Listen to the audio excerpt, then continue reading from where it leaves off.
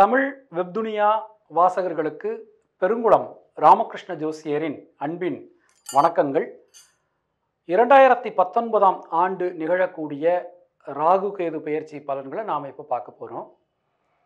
நிகழும் மங்களகரமான ஸ்வஸ்தி ஸ்ரீ விளம்பி வருஷம் உத்தராயணம் சிசிரரிதோ மாசி மாதம் 1ஆம் நாள் பிப்ரவரி 13ஆம் தேதி. அன்றைய தினம் சுக்லபக்ஷ நவமியும் கார்த்திகை நட்சத்திரமும் பவகரணமும் மாகேந்திர நாம யோகமும் கூடிய சுபயோக சுபதினத்தில் உதயாதி நாழிகை 18:24 அதாவது மத்தியானம் 2:02 ராகு கேதுவினுடைய பெயர்ச்சி நடைபெறுறது. இந்த ராகுவானவர் கடகராசியிலிருந்து மிதுன ராசிக்கும், கேதுவானவர் மகர ராசியிலிருந்து தனுசு ராசிக்கும் மாறுகிறார்கள். மிதுன ராசிக்கு ராகு பகவானுடைய வருகை 18 வருடத்திற்கு பிறகு நடக்கிறது. கேது பகவானுடைய வருகை தனுசு ராசிக்கு 18 வருடத்திற்கு பிறகு நடக்கிறது. ராகு கேதுக்கள் என்பவர்கள் சாயா கிரகங்கள் என்று அழைக்கப்படுவார்கள். அதாவது நிழல் கிரகங்கள். ஏன் நிழல் கிரகங்கள்னு சொல்கிறாங்கன்னா, அது அந்த 2 கிரகங்களுக்கும் சொந்த வீடு என்பது கிடையாது. மற்ற 7 கிரகங்களுக்கும் சூரியனில் ஆரம்பித்து சூரியன், சந்திரன், செவ்வாய், புதன், குரு, சுக்கிரன், சனி, இந்த கிரகங்கள் எல்லாத்துக்கும் சொந்த வீடு, ஆட்சி வீடு என்பது உண்டு. ராகு கேதுகளுக்கு சொந்த வீடு என்பது கிடையாது. அதனால் அதை சாயா கிரகங்கள்னு நாம் சொல்கிறோம். ராகு கேதுக்கள் ஒன்றாகவே பயணம் செய்வார்கள். அதாவது எதிரெதிர் துருவங்கள் 180 டிகிரியில் பயணம் செய்வார்கள். இவர் 1 டிகிரி ராகு 1 டிகிரி நகர்ந்தார்னா கேது 1 டிகிரி நகர்வர். அந்த மாதிரி ஒரு விஷயம். அது மாதிரி எல்லா கிரகங்களும் கிளாக் வைஸில் சுற்றும் ஜாதக கட்டத்தில். ராகு கேதுக்கள் மட்டும் ஆன்டி கிளாக் வைஸில் எப்போதும் சுற்றுவாங்க. இந்த நேரத்தில் இருக்கக்கூடிய விஷயங்களை பற்றி, ராகு கேதுக்கள்னால் என்ன, அந்த பெயர்ச்சி அன்றைக்கி நம்ம என்ன பண்ணணும், பொதுவாக ராகு கேதுவினுடைய விஷயங்களை பற்றி, அதை பற்றி தவறான புரிதல்கள் என்னென்ன இருக்குது, இதை பற்றியெல்லாம் நாம் இப்போது பார்க்க போகிறோம். 12 ராசிக்காரங்களுக்கான பலன்கள் என்னென்ன, ஒவ்வொரு நட்சத்திரத்தில் பிறந்தவங்களுக்குரிய பலன்கள் என்னென்ன, இதை பற்றி நாம் பார்க்க போகிறோம்.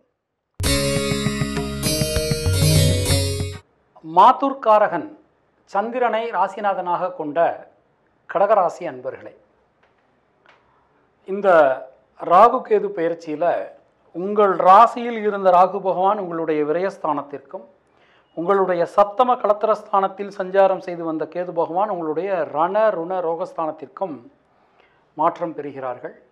இந்த ராகு கேது பெயர்ச்சி காலத்தில் குரு பகவான் உங்களுடைய பஞ்சம பூர்வ புண்ணிய ஸ்தானத்தில் சஞ்சாரம் செய்து கொண்டிருக்கிறார். சனி பகவான் உங்களுடைய ரணருண ரோகஸ்தானத்தில் சஞ்சாரம் செய்து கொண்டிருக்கிறார். குரு பகவான் தன்னுடைய 9ஆம் பார்வையால் உங்களுடைய ராசியை பார்த்து அருளாசி வழங்குகிறார். ரொம்பவே ஒரு நல்ல ஒரு காலகட்டத்தில் நீங்கள் இருக்கிறீங்க.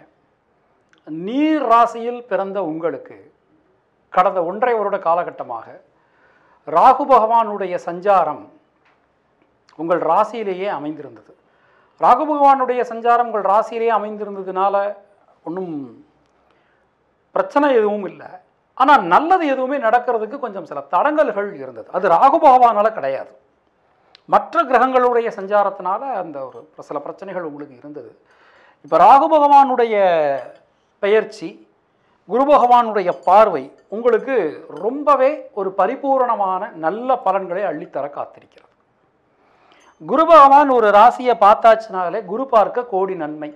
ஸோ குருவினுடைய பார்வை சர்வரோக நிவாரணி, எல்லா விதமான பிரச்சனைகளையும் தீர்க்கக்கூடிய ஒரு நல்ல பார்வை.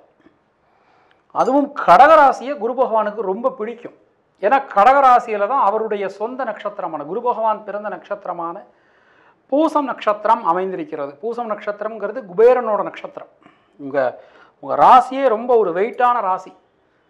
ராமருடைய நட்சத்திரமான புனர்பூசம் நட்சத்திரத்தையும், குபேரனுடைய நட்சத்திரம் நவக்கிரக குருவினுடைய நட்சத்திரம் பூசம் நட்சத்திரத்தையும், நாகதேவதைகளுடைய ஆயில்யம் நட்சத்திரத்தையும் கொண்ட நட்சத்திரம் உங்களுடைய ராசி. ரொம்ப ரொம்ப வலுவான ஒரு நிலையில், அம்சமான நிலையில் நீங்கள் இருக்கிறீங்க.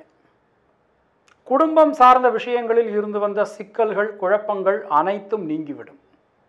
எல்லா விதமான ஒரு எவ்வளவு பெரிய ஒரு மலை போல வந்த பிரச்சனைகள் கூட உங்களுக்கு பனித்துளி மாதிரி மறைஞ்சு போயிடும். அந்த அளவுக்கு இந்த பெயர்ச்சி உங்களுக்கு அனுகூலம் தரும் வகையில் அமைந்திருக்கிறது. தைரியம் தன்னம்பிக்கை அதிகரிக்கும். குடும்பத்தில் இருந்து வந்த உறவு சிக்கல்கள் அனைத்தும் நீங்கிவிடும். சுப நிகழ்ச்சிகள் மிக அதிகமாக நடைபெறும். புதிதாக வீடு மனை பாக்கியங்களை நீங்கள் பெறப்போகிறீர்கள். கண்டிப்பாக வீடு மனை பாக்கியம் உண்டுங்க, அதில் சந்தேகமே கிடையாது.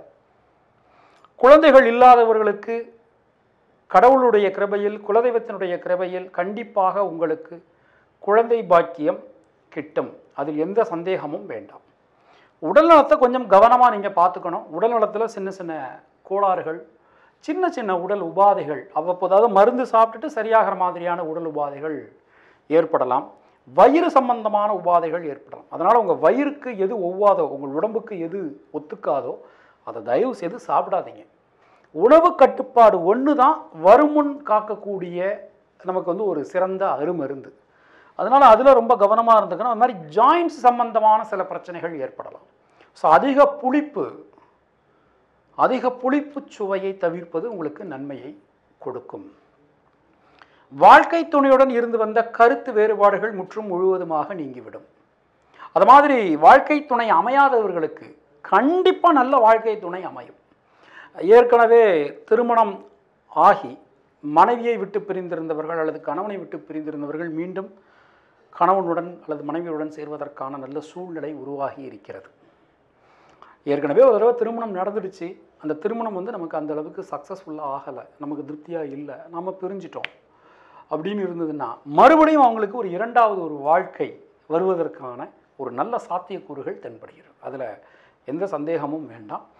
உடல் நலத்தில் நல்ல ஒரு, நான் சொன்ன மாதிரி அந்த உணவு கட்டுப்பாடு ரொம்ப ரொம்ப கவனமாக இருக்கணும்.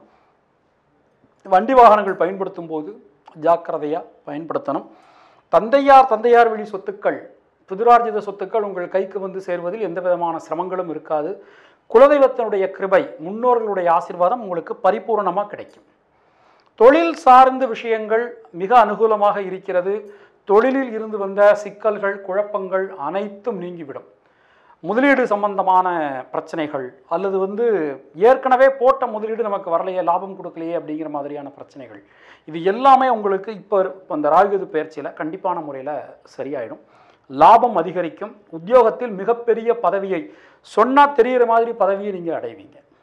அந்த மாதிரி ஆட்சி அதிகாரமிக்க பதவிகளை நீங்கள் கண்டிப்பான முறையில் பெறுவீர்கள். ரொம்ப சிறப்பாக இருக்குது. தொழில் சார்ந்து ரொம்ப ரொம்ப சிறப்பாக இருக்குது. அதுவும் குரு பெயர்ச்சிக்கு பிறகான ஒரு காலகட்டத்தில் இந்த 10 பாப்பார் பதவி எடுப்பாருங்கெல்லாம் தயவுசெய்து நீங்கள் பயப்பட வேண்டாம். 10 பார்த்தா குரு பகவான் பார்த்தார்னா உங்கள் உழைப்புக்கேற்ற நல்ல ஒரு மரியாதை உங்களுக்கு கிடைக்கும். பதவியை பறிப்பார், 10 பாப்பர், பதவியை பறிப்பார், இதெல்லாம் ஒரு பழமொழி. அதை ஞாபகம் வச்சுக்கிறதுக்காக சொன்னதை தவிர அதில் உண்மை கிடையாது. தயவுசெய்து நீங்கள் அதையே நினச்சிட்டு இருக்க வேண்டாம். அக்டோபர் 25ஆம் தேதிக்கு பிறகான காலகட்டத்தில் குரு பகவான் இங்கே இருக்கும்போது குரு சனி கேது 3 கிரகங்களுடைய இணைவு உங்கள் 6ஆம் இடத்துல தென்படுறது. ஸோ இந்த சமயத்தில் நீங்கள் பதவியை நினச்சி பயப்பட வேண்டாம், உத்தியோகத்தை நினச்சி பயப்பட வேண்டாம். உடல்நிலையை கொஞ்சம் கவனமாக பார்த்துக்கோங்க, அதுதான் ரொம்ப முக்கியம். ஏன்னா வருமுன் காப்பது தான் சிறந்தது. ஸோ அதனால் ரொம்ப ரொம்ப கவனமாக இருங்க. நான் சொன்ன மாதிரி அதிக புளிப்பு சாப்பிடாதீங்க, தயவுசெய்து சாப்பிடாதீங்க. நிறைய புளிப்பு சாப்பிட்டீங்கன்னா ஜாயின்ஸ் சம்பந்தமான சில பிரச்சனைகள் ஏற்படலாம். ஸோ உங்களுக்கு அந்த லாபம் என்பது அதிகரிக்கும். உத்தியோகத்தில் மிகப்பெரிய மாற்றம், நல்ல மாற்றத்தை நீங்கள் பெறுவீர்கள். சுபவிரய செலவுகள், குரு பெயர்ச்சி ஆனதுக்கப்புறம் சுபவிரய செலவுகள் ஏற்படும். கண்டிப்பாக பயணம், வெளிநாடு சம்பந்தமான பயணம். அந்த வெளிநாடு சம்பந்தமான பயணம்ங்கிறது சுற்றுலாவாக இருக்கலாம், இல்லை வேலை நிமித்தம் இருக்கலாம். கண்டிப்பான முறையில் உங்களுக்கு வெளிநாட்டு பயணம் என்பது உண்டு, அதில் எந்த சந்தேகமும் வேண்டாம். பொதுவாக கடகராசியில் பிறந்தவர்களுக்கு சந்திரஹோரை, ஏன்னா அவர் ராசிநாதன், சந்திரஹோரை, செவ்வாய் ஹோரை, அது மாதிரி குருஹோரை, முக்கியமாக குருஹோரை எல்லாருக்குமே ரொம்பவே சிறப்பாக இருக்கும், மகர ராசிக்காரங்களை தவிர. மற்றபடி கடகராசிக்கு குருஹோரை ரொம்ப ரொம்ப சிறப்பாக இருக்கும். குருஹோரையில் நீங்கள் எந்த ஒரு விஷயத்தையும் ஸ்டார்ட் பண்ணுங்கள், ஏன்னா குரு உங்களுக்கு ரொம்ப பலமாக இருக்கார். குருஹோரையில் நீங்கள் எந்த விஷயத்தை ஸ்டார்ட் பண்ணாலும் உங்களுக்கு ரொம்ப சிறப்பாக இருக்கும். எப்போல்லாம் முடியுதோ அப்போல்லாம் பக்கத்தில் இருக்கக்கூடிய அம்மன் கோவிலுக்கு போயிட்டு வாங்க. சந்திரன் வானத்தில் தெரியும் போது சந்திரனை வழிவிடுங்கள். ஒரு மாலை வேளையில் வளர்பிறை சஷ்டியிலேருந்து தேய்பிறை சஷ்டி வரைக்கும் சந்திரன் கட்டாயமான முறையில் இருப்பார். இப்போ இருக்கும்போது நாம் சந்திரனை ஒரு 5 நிமிடம் அல்லது 10 நிமிடம் பார்த்து அதை நம்ம வணங்கினோம்னா நமக்கு இருக்கக்கூடிய நிறைய பிரச்சனைகள் சால்வ் ஆகும். அது மாதிரி இன்னொரு முக்கியமான விஷயம், கடகராசிக்காரங்களை பொறுத்தவரை கொஞ்சம் சில்னஸை அவாய்ட் பண்ணுங்கள். சாப்பாட்டில் கொஞ்சம் சில்னஸை அவாய்ட் பண்ணுங்கள். இந்த ராகு பெயர்ச்சியின் மூலமாக ஏற்படக்கூடிய விளைவுகள் புளிப்புச்சுவையை கொஞ்சம் அவாய்ட் பண்ணுங்கள். நன்றி, வணக்கம்.